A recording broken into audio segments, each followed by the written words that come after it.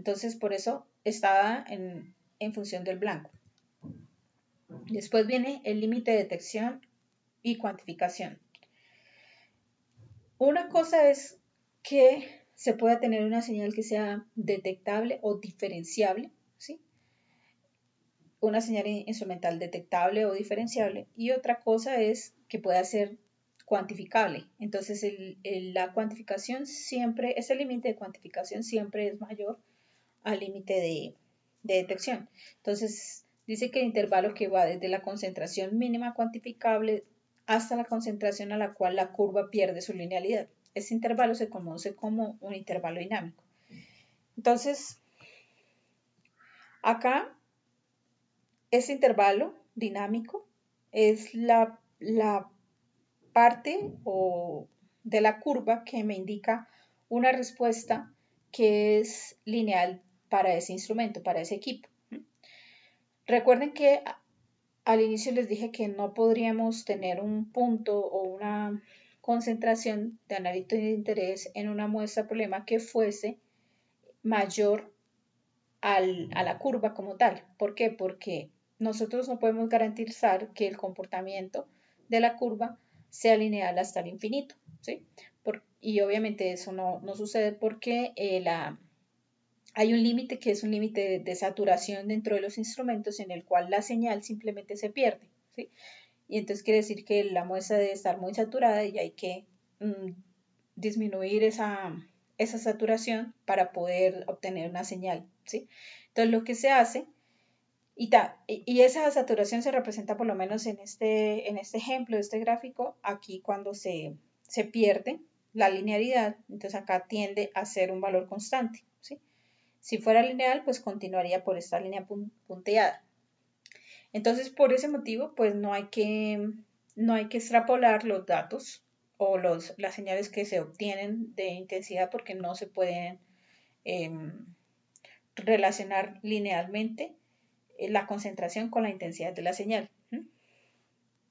El límite de detección inicial, como lo vimos en la diapositiva anterior, dice que es 3 veces la desviación estándar de estos datos, ¿sí?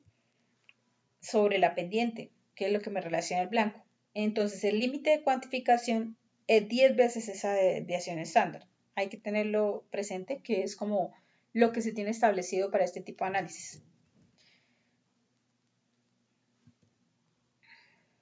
Después viene la selectividad, que mide la capacidad de respuesta a un método para un analito, teniendo en cuenta las especies interferentes que se encuentran presentes en la matriz de la muestra.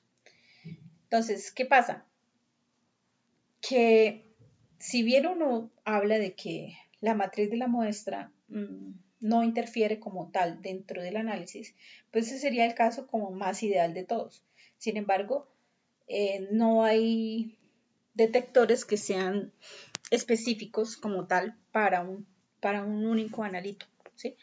Entonces, sí hay interferencias que pueden llegar a afectar o de forma significativa la señal del analito.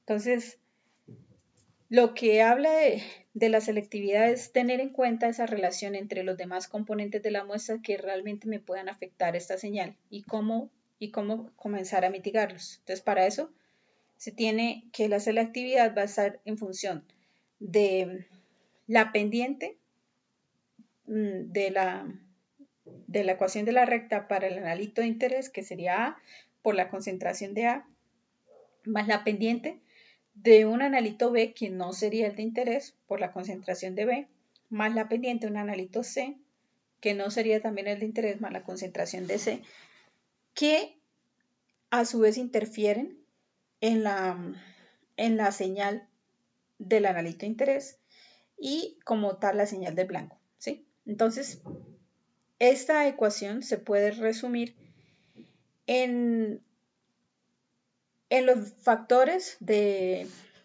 los coeficientes que me ayudan a correlacionar estos datos, ¿sí?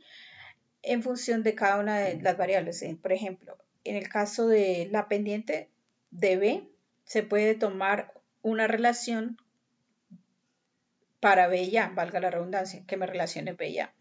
Y en el caso de la concentración de C, una constante que solamente me relacione cuál es la influencia que tiene C sobre mi variable A, que es mi variable de interés. Y a partir de ahí, pues yo puedo obtener un valor de selectividad como tal. Entonces, al final, teniendo clara la parte teórica, pues están las ecuaciones para cada caso, ¿sí? Entonces, en el método del estándar externo, pues tenemos la ecuación de la recta y tenemos un coeficiente angular o la pendiente que está dada en función del delta de y sobre el delta de x, teniendo en cuenta que el delta de y va a ser igual a y2 menos y1 sobre x2 menos x1. Y acá, pues la correlación de la señal, ¿sí? Me va a indicar qué tan lineal es la respuesta que tiene este instrumento. Está el método de adición estándar, donde también obtenemos la ecuación de la recta, ¿sí? Solo que se ve un poco diferente, ¿no? Entonces acá tenemos la concentración del analito en una solución inicial, la concentración del analito más el estándar en la solución final, que va a ser igual a la señal de la solución inicial más la señal de la solución final. Esto es para una única muestra, ¿sí? Entonces, colocando esas palabras en una ecuación, entonces tendríamos la concentración inicial del analito que desconocemos con la intensidad que nosotros vamos a obtener.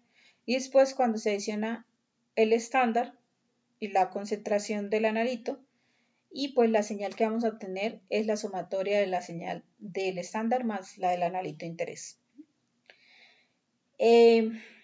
La concentración final del analito de interés se puede dar en función del volumen que se va adicionando, ¿sí? Entonces tenemos el volumen B sub 0 que sería para una muestra, digamos que en el del jugo de naranja, que serían los 50 mililitros, y el volumen total. Este volumen total va a corresponder al de la muestra más los pequeños volúmenes que se van adicionando del estándar a esa muestra.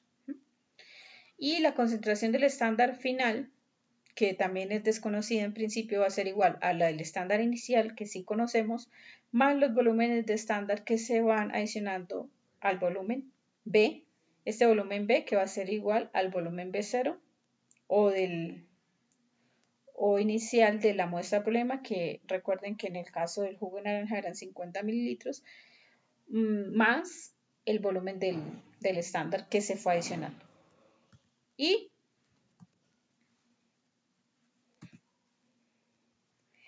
en este caso es para el método de adición estándar, pero cuando se tienen varias soluciones. Entonces aquí, pues este sería lo que corresponde a Y, ¿sí? Y aquí lo que corresponde a X.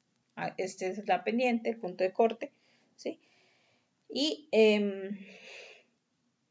de nuevo, pues la intensidad de la señal, tanto el estándar como del analito interés y el volumen total sobre el volumen inicial. En este caso sería el estándar, la concentración inicial en el estándar, más los pequeños volúmenes que se van adicionando de ese estándar sobre el volumen cero o inicial.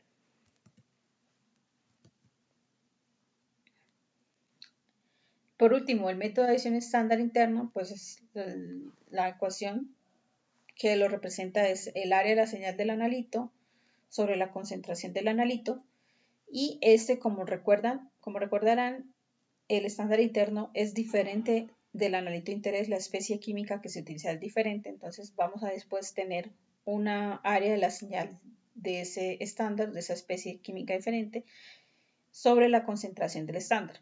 A partir de aquí, pues se obtiene un factor de respuesta que me relaciona estas dos áreas, que tanto se parecen entre ellas, si es 2 para 1, si son 1 para 3, en fin.